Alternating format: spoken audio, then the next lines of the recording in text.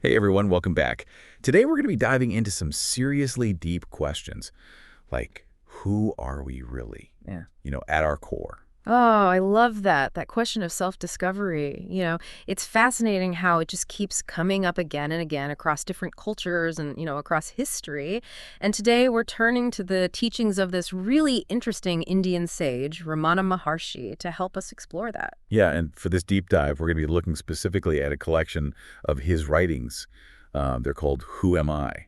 And it's this set of 28 questions and answers, originally written in Tamil back in the early 1900s. Yeah, they really get right into the heart of, that universal human experience, that deep yearning for happiness we all have, that longing for something more. Totally, yeah, we all want that, Yeah. right? That sense of joy that's really lasting. Exactly. And Maharshi suggests that this longing for happiness is actually rooted in, well, in a way, an inherent love for ourselves. But wait. He's not talking about ego or, self-centeredness here. Okay, so what kind of self-love is he talking about then? He's talking about something much deeper, like a desire for the kind of pure happiness that we experience when, well, in deep sleep, when the mind is quiet, when it's free from all that usual chatter and the worries. And he believes that the key to unlocking that kind of genuine, like unshakable happiness is through truly, truly knowing ourselves. Yeah, and he calls this method self-inquiry, right? But it can sound a bit abstract, don't you think? How do we actually do that? How do we go about inquiring into our true selves? Well, it's more systematic than you might think. Maharshi guides us through this process, a process of negation, where we basically start stripping away all the things that we typically identify with, but that aren't truly us.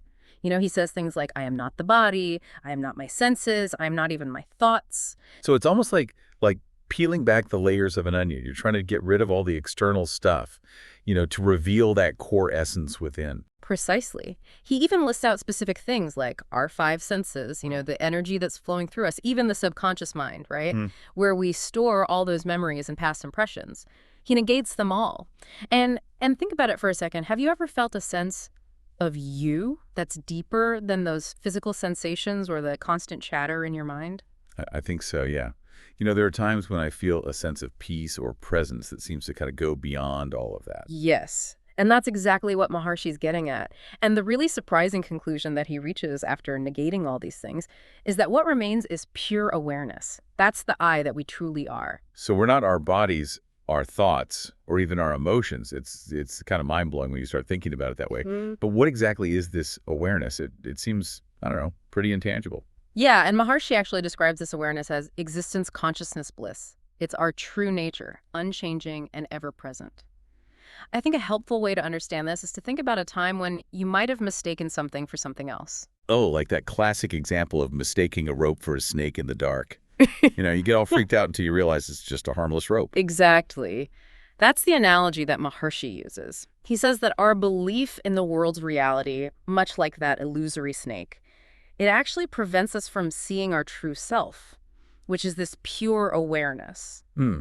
So the way we normally perceive the world, it's actually an obstacle to knowing who we truly are. That is a key takeaway here, yes. He states it so clearly.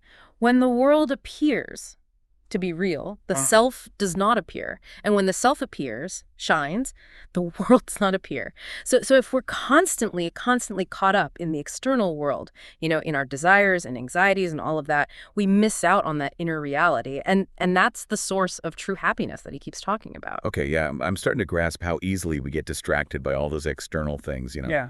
But if we're not just our bodies or our senses or even our thoughts, what about the mind itself? Where does that fit in? That is a great question because Maharshi doesn't dismiss the mind at all. He says, in fact, that it's this wondrous power that resides within the self, and it's responsible for all of our thoughts, right? And those thoughts, in turn, create our experience of the world. So our minds are like creating the world. In a way, yes. He compares it to a spider spinning its web. The mind projects out this world that we perceive and then absorbs it back in.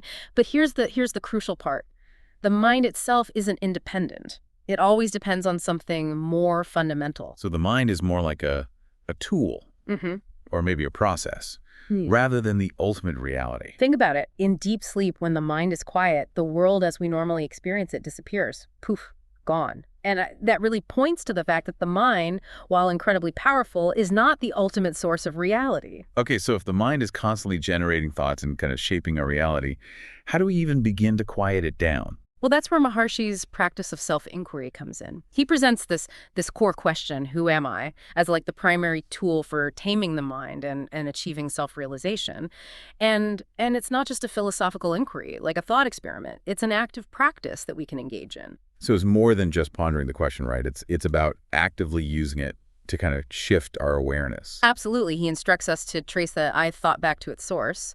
And he says that source is in the heart. And he even uses this great analogy to explain it. He's like, imagine using a stick to stir a fire, right? Eventually that stick itself burns up. So in the same way, the who am I inquiry is designed to dissolve all other thoughts and ultimately even itself. Wow. Yeah, I'm starting to see how this, seemingly simple question can have such a powerful effect. But let's be realistic. I mean, other thoughts are bound to come up while we're trying to do this, right? What do we do then? Well, that's where the real work begins, When those inevitable thoughts arise, you simply ask, to whom do they arise? And the answer, of course, is to me, right? And that brings you right back to that core question, who am I? It's this continuous loop, gently guiding the mind back to its source, that pure awareness we were just talking about. So it's about cultivating a kind of mental discipline, right? Yeah. Constantly redirecting our attention back to that central inquiry. I can see how that would be challenging, but also really empowering. Oh, it is challenging, but the more you practice, the more skilled the mind becomes at resting in that state of pure awareness. And that's where things get really interesting because Maharshi suggests that this inwardness, it's the key to accessing our true selves and experiencing lasting happiness. He uses this beautiful image to describe that shift in focus. He says, when the mind goes out through the brain and the sense organs, the gross names and forms appear. When it stays in the heart, the names and forms disappear. It's like we have a choice.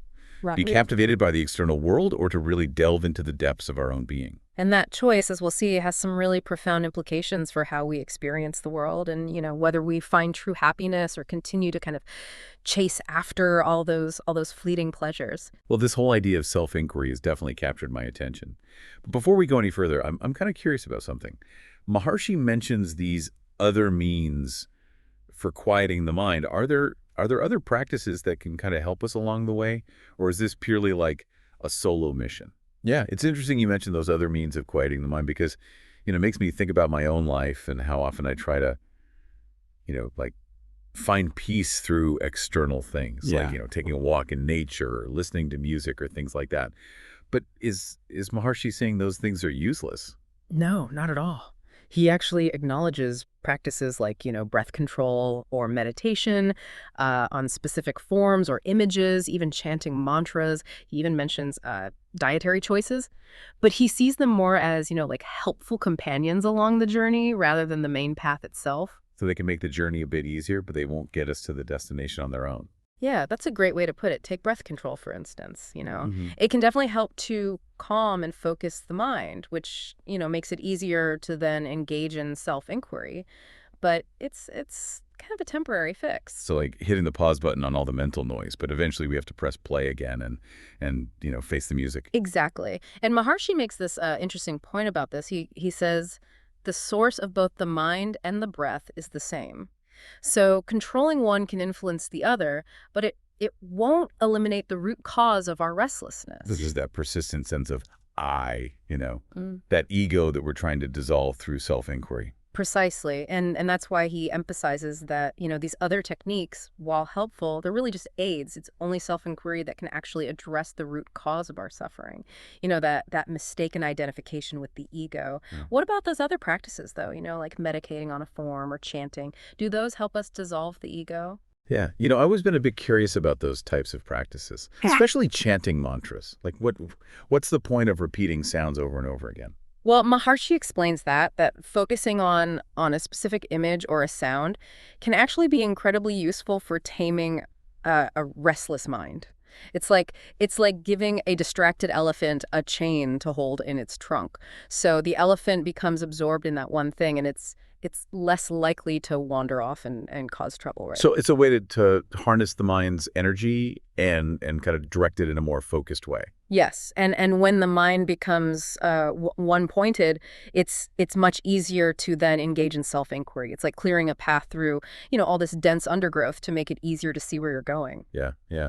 This is starting to make a lot of sense. Now, this one's a bit out there for me, but what about dietary restrictions? How does that play into self-inquiry? Well, Maharshi suggests that, eating simple, pure foods, in moderation can create a calmer and clearer inner environment. So a mind that isn't constantly being, agitated by heavy or overly stimulating food is naturally going to be more conducive to self-inquiry. So all these practices, the breath work, the meditation, the diet, Yeah. it's like we're creating this fertile ground for the seed of self-inquiry to take root and grow.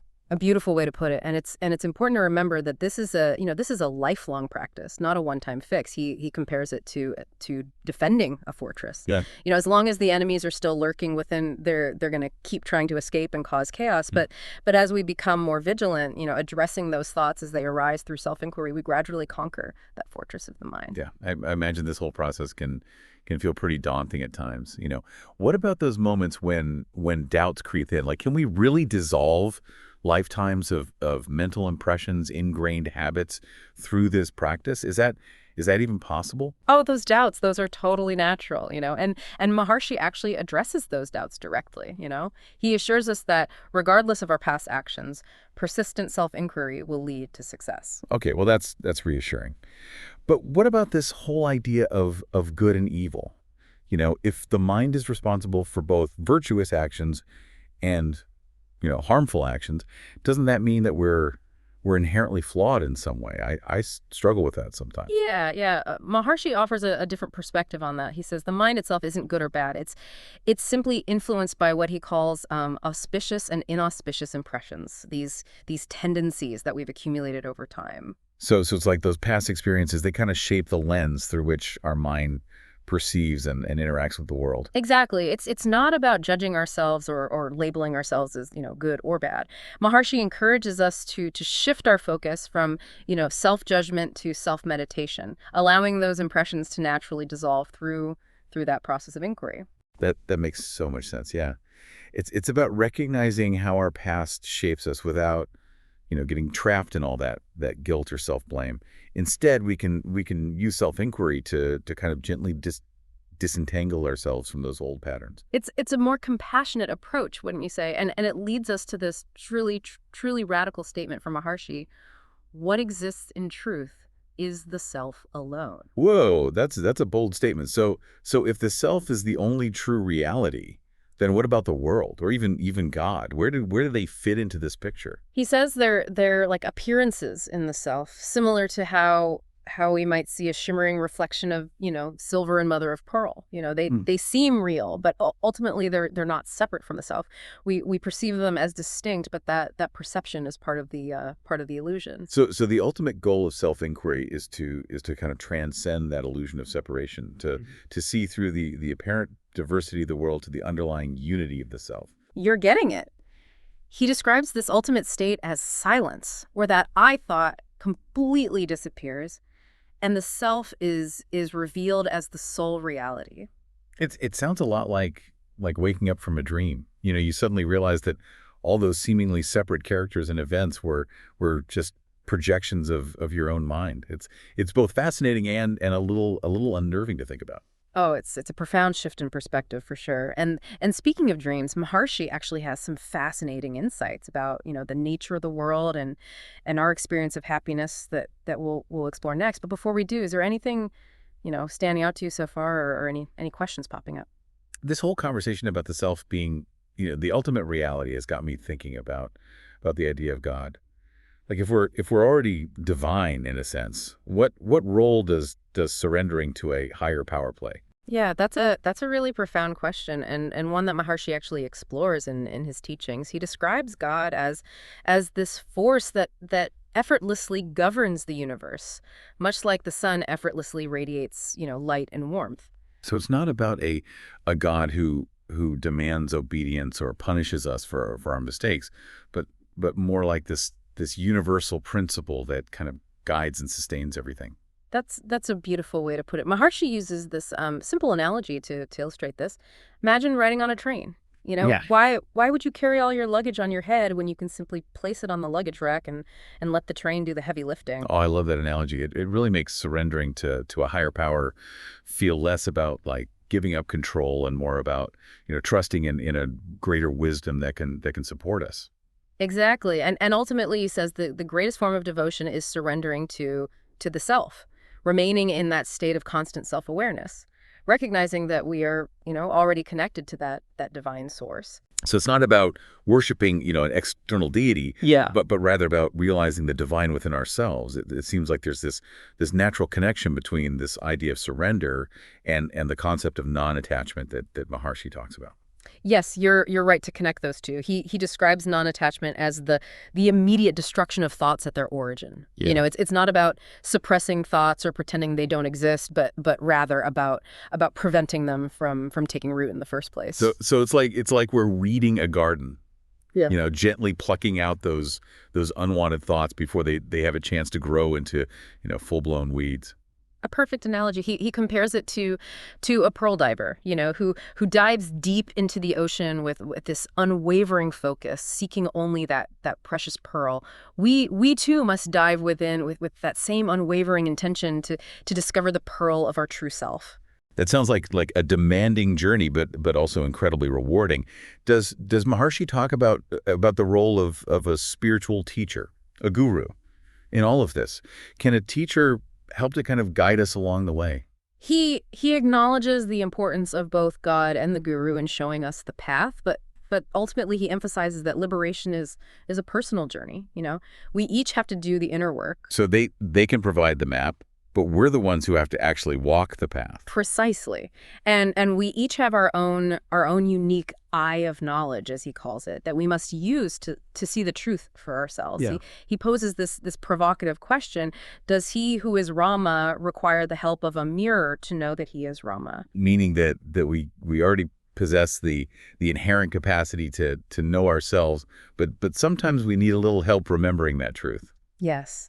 And speaking of remembering, let's go back to that dream analogy for a moment. Maharshi reminds us that waking life and dreams are both thought constructions, differing only in their duration. So in a way, they're both ultimately illusory experiences. Does that mean that nothing matters? Not quite. The key is to recognize the dreamer. That awareness that underlies both experiences. And here's where things get really interesting. Maharshi says that true happiness is not found in any external object or circumstance. It's the very nature of the self. So all that time that we spend, chasing after external things, thinking they're going to make us happy, we're actually looking in the wrong place. That's the heart of his message. When the mind goes outward seeking gratification in the world, it inevitably experiences suffering. But when those desires are, fulfilled even momentarily, the mind returns to its source, to the self, and experiences a brief glimmer of happiness. That's like those fleeting moments of satisfaction we feel, when we achieve a goal or we acquire something we desire. But the feeling never lasts because we just quickly move on to the next desire. And that's the trap that Maharshi wants us to break free from. He encourages us to shift our focus from seeking happiness in external things to recognizing that the source of lasting happiness is already present within us. Yeah, it's about cultivating that deep sense of inner peace that doesn't depend on anything outside of ourselves. Yeah. I'm starting to see how this whole path of self-inquiry ultimately leads to true freedom and fulfillment. And that freedom, it begins with recognizing the illusory nature of our desires. Maharshi actually defines desirelessness as wisdom. It's about understanding that true fulfillment comes from aligning ourselves with the self, not from chasing after objects in the world. So it's not about suppressing our desires, but about transcending them altogether. Exactly. When we cease to identify with our desires and aversions, we naturally arrive at a state where nothing appears as separate from the self. It's about recognizing our inherent oneness with everything. What a profound shift in perspective. It's moving from that, limited sense of self as this separate individual striving in the world to a realization of our interconnectedness with with all things. And that recognition, realizing our true nature is the essence of liberation, according to Maharshi. This deep dive into Maharshi's teachings has been truly eye-opening. You know, it's amazing to think that these ideas written over a century ago are still so relevant today. It seems like the human search for meaning and happiness is this timeless journey. Absolutely. And what I find so inspiring about Maharshi's message is that it offers this sense of hope and empowerment. You know, he's telling us that we all have the capacity to discover our true nature and experience lasting happiness, regardless of our circumstances. I couldn't agree more. It's a powerful reminder that the path to liberation starts within each of us. So as we wrap up this deep dive, I want to leave you with a question to ponder. If the world is ultimately a construction of the mind, and true happiness lies within, what will you choose to focus on today?